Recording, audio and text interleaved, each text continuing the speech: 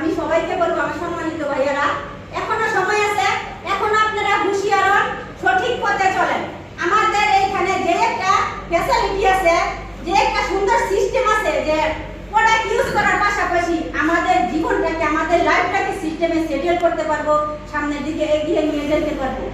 এমন কোনো প্ল্যাটফর্ম নাই যে এই প্রোডাক্ট ইউজ করার পাশাপাশি আমাদের জীবনটাকে, আমাদের লাইফটাকে সিস্টেমে সেটেল করতে পারবো, নিজেকে ভালো রাখতে পারবো, ফ্যামিলিকে ভালো রাখতে পারবো, ওয়ার্ল্ডের সেবা যত্ন করতে পারবো।